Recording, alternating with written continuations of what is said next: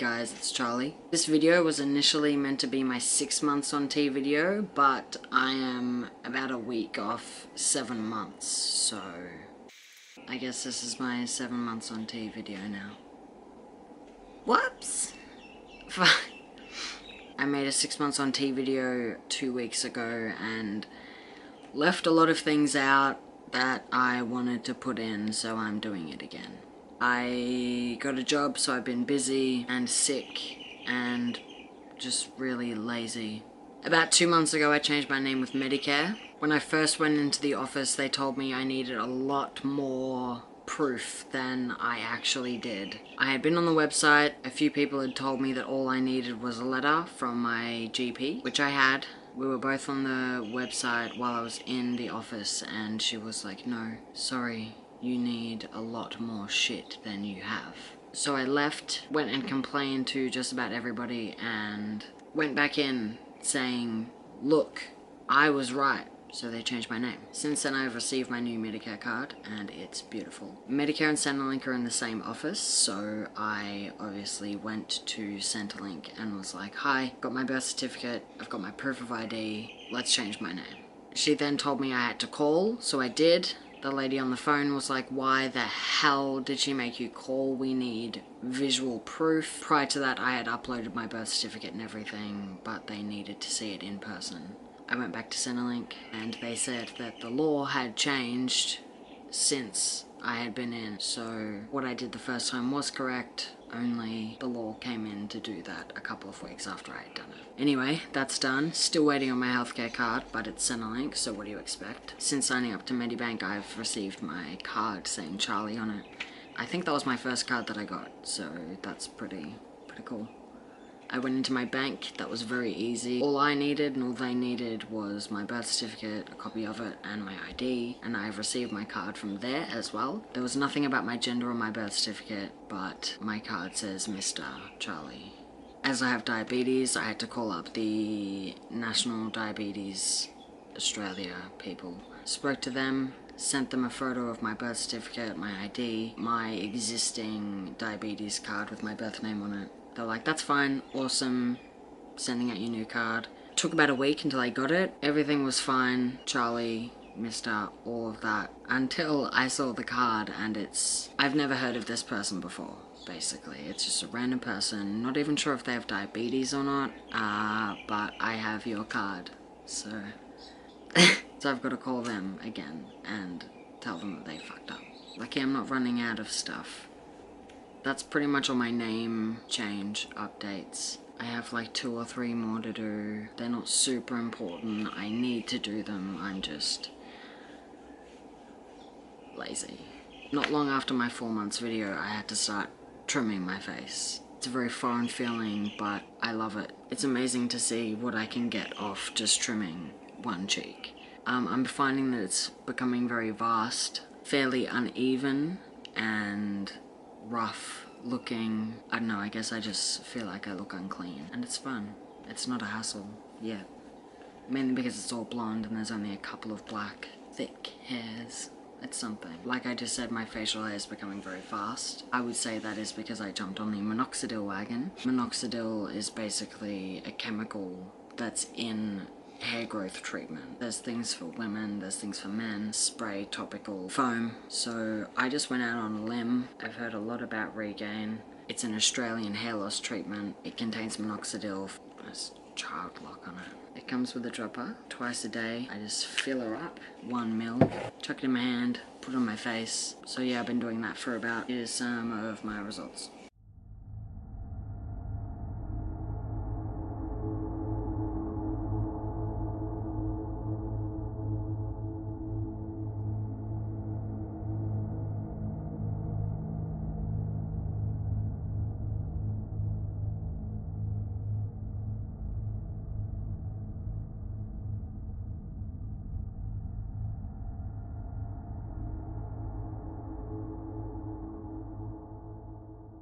With the minoxidil, if there's a little bit left over on my hand, I'll just rub it on my stomach.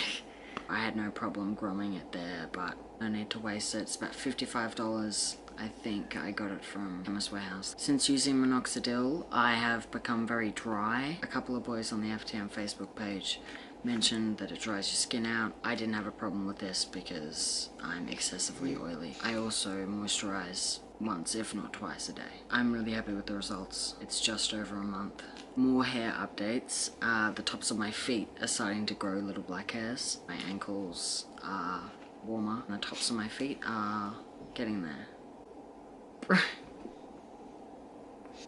The front of my thighs have also started growing a lot of hair. It all began on my inner thighs and underneath, sort of at the back. A couple of weeks ago I noticed some hair around my nipples, so that's kind of cool. There's none on my chest yet, none on my back or my shoulders, but my nipples are getting hairy. Also, the random little black hairs that I've found on my forearms are fascinating. Do they just turn black, or do they gradually turn black? Because I don't notice it at all. Some good news, I am passing more than I was a couple of months ago. I feel as though my voice has gotten lower. I definitely believe my confidence has skyrocketed, mainly because I can hear a difference now. I can see more changes as they happen. I'm happy with my transition at the moment. I'm happy with things out of my transition. I'm having a really good time. I'm still sweating a lot, mainly while I sleep. It's like my body has become very picky on the temperature, how thick the blanket is, what I just watched, what I just ate. It's frustrating. I'm hoping it settles down or I'm able to control it better. I don't know. Acne is still ruining my life. Since my last video, I've gone through a lot of different acne regimes, different treatments. Yeah, nothing is really working for me at the moment, so I'm just kind of treating it with whatever I can and hoping for the best. If it settles, that would be great, but I don't see a light at the end of this tunnel yet. During my first puberty, I didn't experience growing pains at all. I don't know if this is right. I think because I didn't grow that much, it was a slow growing period, so it wasn't painful.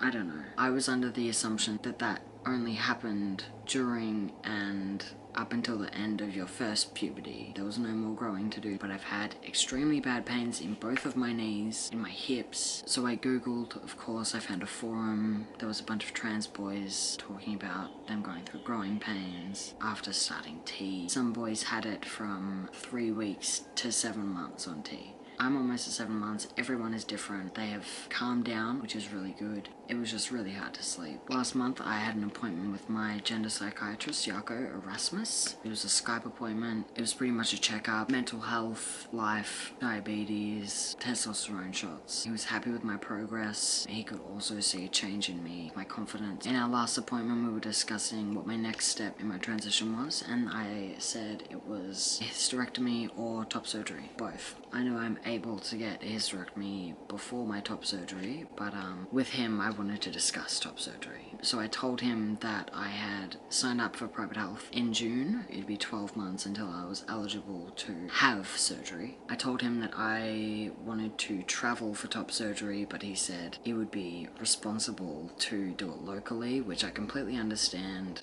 fully agreeing with him. He said a couple of his patients do fly to Sydney. Planes stress me out enough, and with having been just cut open, I don't know how I would deal with that. Definitely going to go locally. So he said a rough price, very rough price. You know, I kind of did my own calculations and said, okay, so I've got 12 months, 11 months at the time. I have that long to save for this. Can I do it? I am able to. So yeah, that's pretty much what's going on at the moment. I'm saving as much as I can when I can. I've got a lot of things that I've saved up for and I've been excited about, but I didn't realize how exciting it was going to be to start the process of top surgery. Asking questions, saving money, talking to family, discussing options, all of that. So my next appointment with Jaco will be in November. That'll be another checkup. And then after that, we will book my very first 2018 appointment with him, which will be the first of 2 or 3, maybe, appointments that I need with him to be evaluated for top surgery. So yeah, I need a psychiatrist to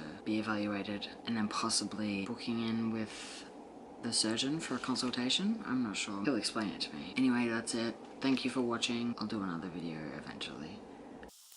See you guys.